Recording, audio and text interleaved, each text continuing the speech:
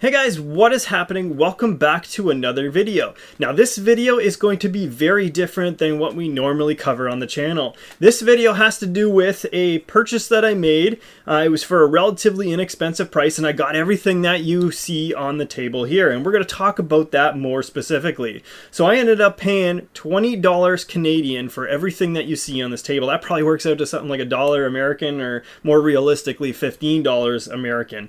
It was for a very inexpensive price, like I said, which also means it comes with quite a few problems.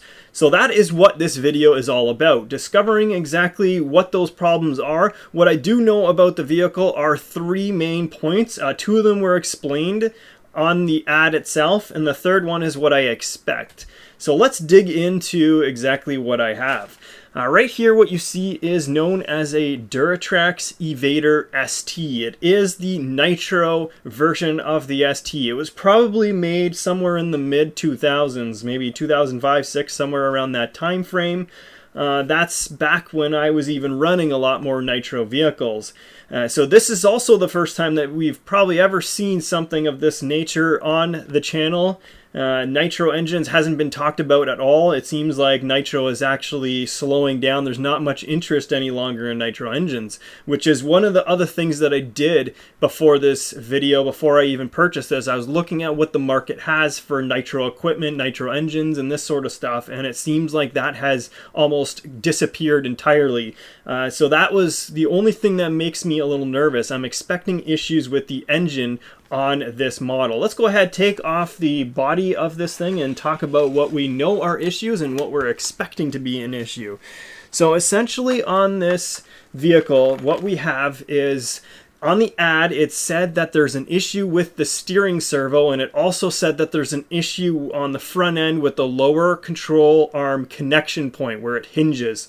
That mount was no longer in one piece. It was damaged. It was broken. So any of these types of issues, I'm not totally concerned. I know I can come up with something, even though all these parts are discontinued and you probably can't find them anywhere. I know I can come up with something that'll work for there. My big problem, and I'm looking for recommendations, comments, advice from you guys out there as to what to do about that Nitro engine. I have a couple ideas.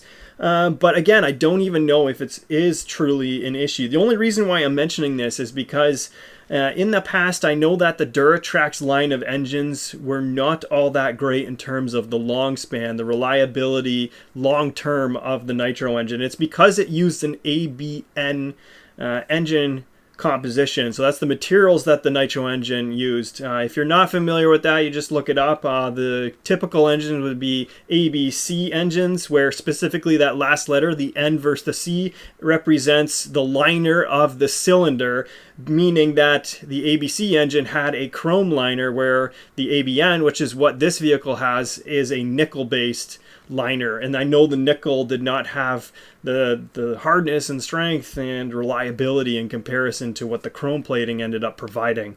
So that is one area of concern for this specific vehicle that I'm not sure how I'm going to handle yet at this point.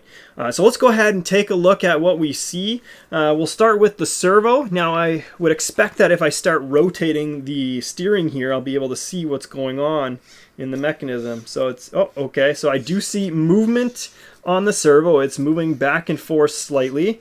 It looks like on this side the servo arm is actually not moving back. It might actually be part of the servo mount that is damaged. It also looks like it's the servo arms that come out from the side. You know, on a servo it's got the two screws used on each end to secure it in place. It looks like I got damage on either one of those areas, so that is something definitely that I'm going to want to pull apart. This vehicle is extremely dirty. I don't know if you can see that, but there is essentially dirt everywhere on this vehicle. I don't like when my RC vehicles are loaded with dirt. That's going to be the first thing that I'm going to do, is pull and rip everything apart and clean every piece.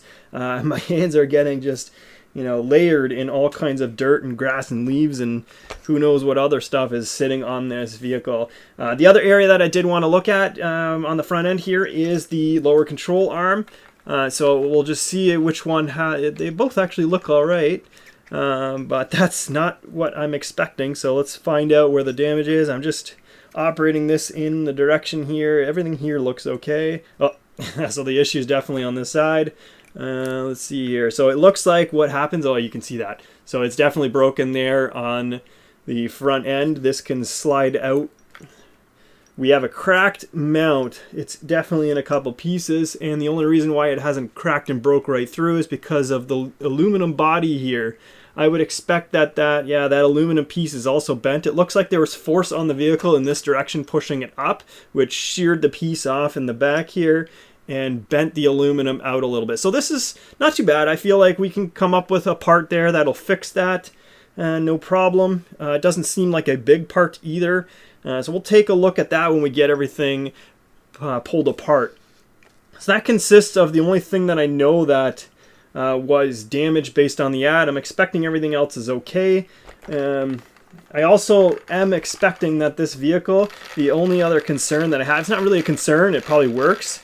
It seems like it's working all right, everything feels smooth, but I don't like ball differentials, and I do believe this vehicle does have one. I was rotating the tires earlier, and it just doesn't have that sort of geared type feeling. It does feel like, yeah, it's getting hung up, and that's definitely signs of a ball differential being used in this vehicle. So it's not that it's, you know, the world's worst case here. It looks like it's actually in good shape. We can see if it holds a little bit of power. Yeah, so it does hold quite a bit of torque there, actually, not power. It's the torque there. Everything seems okay, so that's not too bad.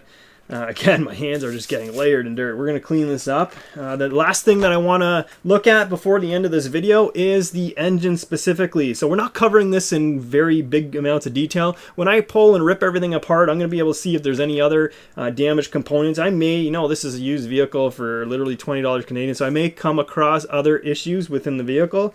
It does look like it's got an aftermarket light system also. I'll probably be pulling that out in the process of cleaning it and everything. So the next step is the engine. Now what I'm worried about the engine, because I know history of the Durtrax Nitro engines is, and this has been used for at least a gallon of fuel, that there is an issue with compression, and I'm expecting that this is low on compression. So I'll be easily able to tell just by rotating this nitro engine over. I know, and I'm expecting that I can't actually pull it with the way I'm sitting here at the table.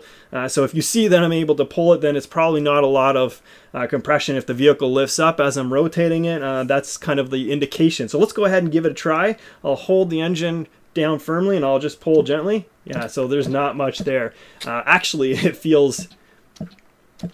It's interesting because as I'm pulling it out, it actually feels like it's really gummed up inside there. So it's another sign that the engine hasn't been used for a long time. What happens with nitro fuel, when it's left in the engine and you don't use any after run oil within your nitro engine, everything seems to get gummed up. It's the castor oil that gets very thick as all of the alcohol and everything evaporates out of it, and then that ends up sitting in there in your engine, and then your bearings become a little bit more resistant, and same with any component inside of there. So that's exactly what's probably happening in there. But the biggest thing is, as I'm pulling it, it's almost like that resistance is equal to the compression level that I'm feeling. So I'm not sure if this engine will actually continue to run. We may be able to get this thing started, but I am expecting that this engine's going to be an issue to keep running. I'm expecting when it heats up and it's at operating temperature that it just quits, because as it expands and heats up, the cylinder gets a little bit larger, and the taper that is built in these cylinders, because there is a taper on these cylinders,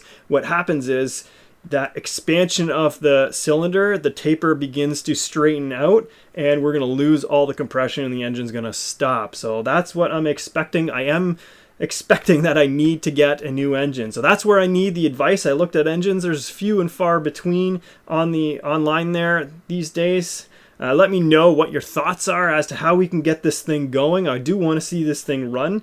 I don't know if I'll end up keeping it. I'll probably unload it to someone who wants to get into RC. It would be a great starter vehicle for someone who wants to try out nitro. But in the meantime, I do want this to be a project that will be good for us to just see if we can get this thing going again. So that essentially covers what we wanted to go over in this video. Now I'm hoping that you'll be able to, leave me a line in the comment section as to what you think I should be doing with this nitro engine. Also, if you liked the video, please go ahead and click that button there below the video. Don't forget to hit that subscribe button so you can see exactly what we end up doing with this radio controlled vehicle. And if you also like the more educational style videos that we put on there, then you'd be able to see all of those as they come out. Those will always be every single Monday. Thank you for watching.